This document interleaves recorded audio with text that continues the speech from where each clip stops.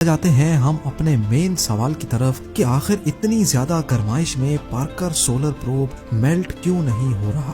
Parker probe کی جو side سورج کو فیس کیے ہوئے ہے وہاں ایک ہیٹ شیلڈ لگائی گئی ہے جس کو کاربن فوم سے بنایا گیا ہے۔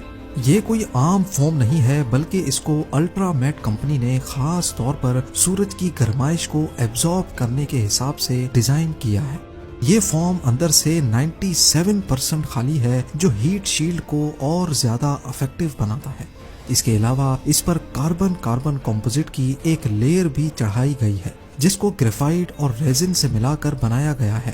یہ مکسچر ہیٹ شیلڈ کی دونوں سائڈوں پر لگا کر اس کو سپر ہیٹ کیا گیا جس سے یہ کاربن کی پیورسٹ فارم میں بدل گیا۔ اور ہم سب جانتے ہیں کہ کاربن کی ہیٹ کنڈکٹیوٹی بہت اچھی ہوتی ہے۔ اور آخر میں اس ہیٹ شیلڈ کی وہ سائیڈ جو سورج کی طرف ہے اس پر وائٹ سیرامک پینٹ بھی کیا گیا تاکہ سورج کی زیادہ تر روشنی اندر داخل ہونے سے پہلے ہی ریفلیکٹ ہو جائے۔ ہیٹ شیلڈ کے علاوہ پارکر سولر پروب کا بقایا حصہ ایسے ڈیزائن کیا گیا ہے کہ وہ ہمیشہ ہر وقت اس شیلڈ کی پرچھائی میں ہی ہوگا۔ پر ان سب چیزوں کے بعد بھی پارکر پروب زیادہ سے زیادہ 2500 ڈگری سیلسیس کی گرمائش ہی برداشت کر سکتا ہے، جبکہ کرونا کا ٹیمپریچر 5 لاکھ ڈگری سیلسیس ہے۔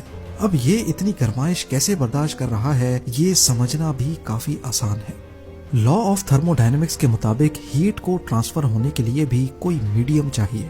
جیسا کہ گرمیوں میں ارتھ پر ہوا میں موجود پارٹیکلز اور ویپرز اپنے اندر گرمائش لے کے چلتے ہیں جن کی وجہ سے ہمیں رات کے وقت بھی گرمی لگتی ہے۔ اگر پارٹیکلز کم ہوں گے تو ہیٹ بھی اتنی آسانی سے ٹریول نہیں کر پائے گی۔ جیسا کہ ابلتے ہوئے پانی میں ہاتھ ڈالنے سے فوراً جلن ہوگی، جبکہ 300 ڈگری کے اوون میں ہاتھ ڈال کر فوراً نکالنے سے شاید ہمیں معلوم بھی نہ پڑے۔ یہ صرف اس وجہ سے ممکن ہے کیونکہ پانی کے مالیکیولز ہم سے ٹچ ہوتے ہیں جبکہ اوون میں کوئی چیز ہم سے ٹچ نہیں ہوتی۔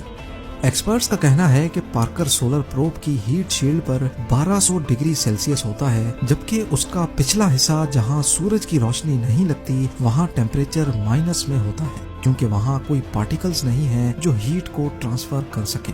یہی ریزن ہے کہ پارکر سولر پروب سورج کے اتنا قریب ہونے کے باوجود بھی میلٹ نہیں ہو رہا۔